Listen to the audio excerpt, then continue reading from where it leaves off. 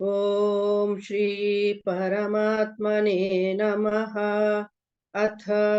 तृतीयोऽध्यायः कर्मयोगः। अर्जुन उवाच जायसी चेत् कर्मणस्ते मता बुद्धिर्जनार्दन तत्किं कर्मणि घोरे मां नियोजयसि केशव। व्यामिश्रेणेव वाक्येन बुद्धिं मोहयसीव मे तदेकं वद निश्चित्य येन श्रेयोऽहमाप्नुयाम्। श्रीभगवानुवाच लोकेऽस्मिन् द्विविधा निष्ठा पुरा प्रोक्ता मया नघ ज्ञानयोगेन साङ्ख्यानां कर्मयोगेन योगिनां न कर्मणामनारम्भात् नैष्कर्म्यं पुरुषोऽश्नुते न च सन्न्यसनादेव सिद्धिं समधिगच्छति। न हि कश्चित् क्षणमपि जातु तिष्ठत्य कर्मकृत् कार्यते ह्यवशः कर्म सर्वः प्रकृतिजैर्गुणैः कर्मेन्द्रियाणि संयम्य य आस्ते मनसा स्मरन्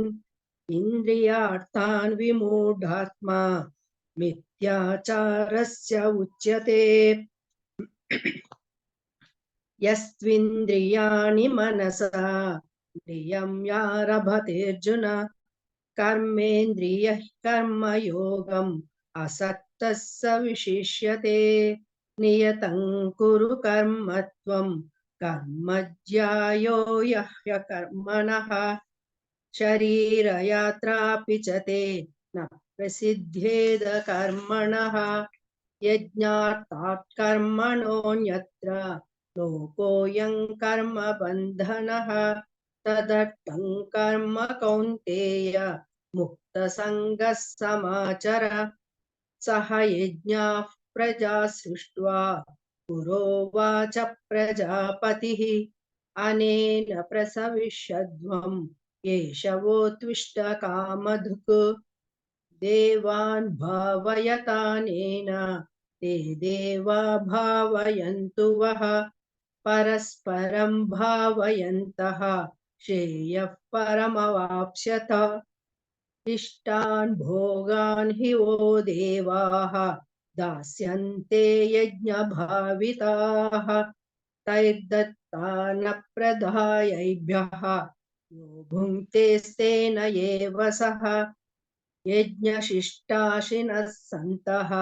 मुच्यन्ते सर्वकिल्बिषैः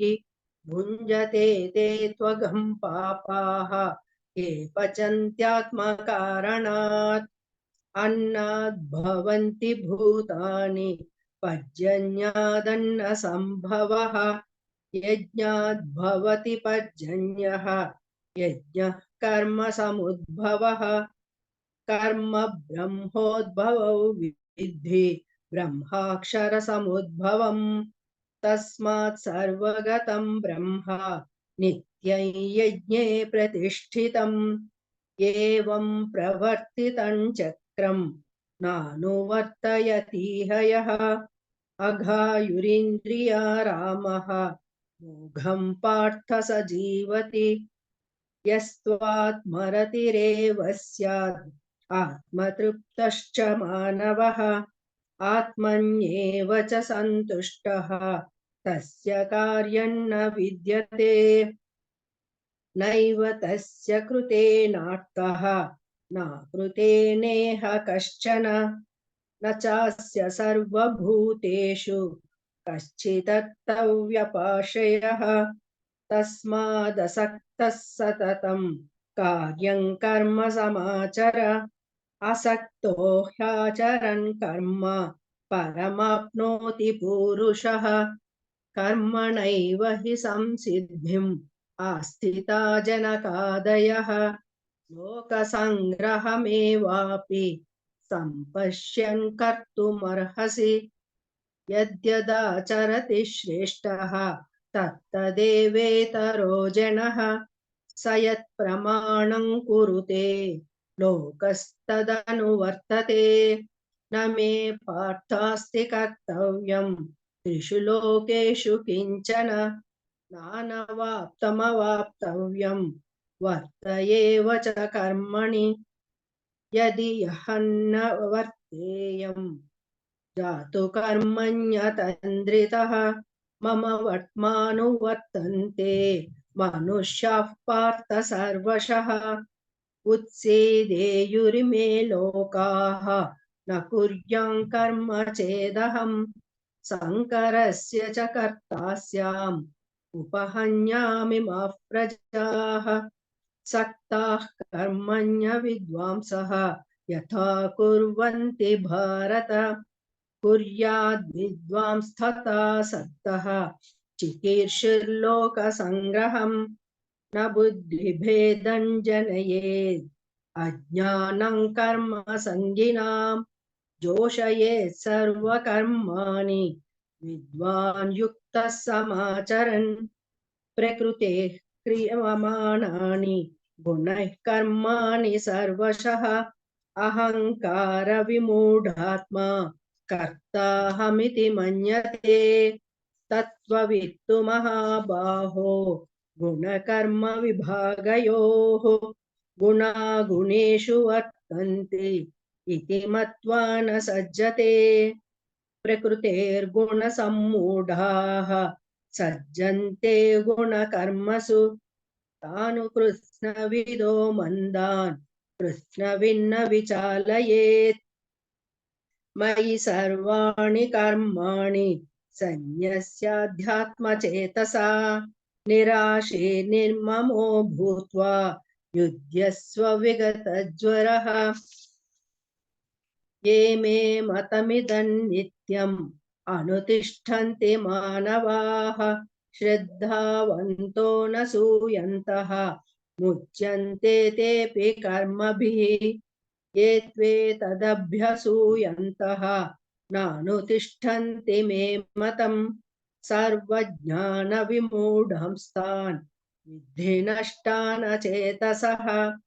सदृशं चेष्टते स्वस्याः प्रकृते ज्ञानवानपि प्रकृतिं यान्ति भूतानि निग्रहं किं करिष्यति इन्द्रियस्येन्द्रियस्यार्थे रागद्वेषौ व्यवस्थितौ तयोर्न वशमागच्छेत् तौ ह्यस्य परिपन्थिनौ श्रेयान् स्वधर्मो विगुणः परधर्मात् स्वनुष्ठितात् स्वधर्मे निधनं श्रेयः परधर्मो भयावहः अर्जुन उवाच अत केन प्रयुक्तोऽयं पापं चरति पूरुषः अनिच्छन्नपि वार्ष्णेय बलादिव नियोजितः श्रीभगवानुवाच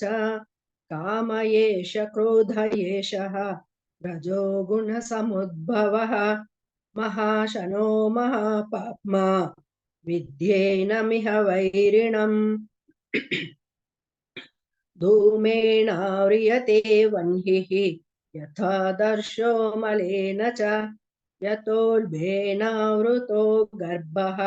तथा तेनेदमावृतम् आवृतं ज्ञानमेतेन ज्ञानिनो नित्यवैरिणा कामरूपेण कौन्तेय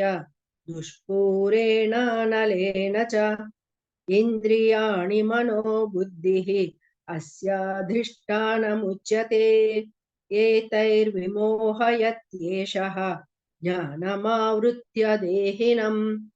तस्मात् त्वमिन्द्रियाण्यादौ नियम्य भरतर्षभ पाप्मानं प्रजहिह्येनं ज्ञानविज्ञाननाशनम् इन्द्रियाणि पराण्याहुः इन्द्रियेभ्यः परं मनः मनसस्तु परा बुद्धिः यो बुद्धिः परतस्तु सः एवं बुद्धिः परं बुद्ध्वा संस्थभ्यात्मानमात्मना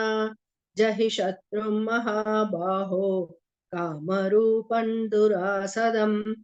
ॐ तत्सदिति श्रीमद्भगवद्गीतासु उपनिषत्सु ब्रह्मविद्यायां योगशास्त्रे श्रीकृष्णार्जुनसंवादे कर्मयोगो नाम तृतीयोऽध्यायः।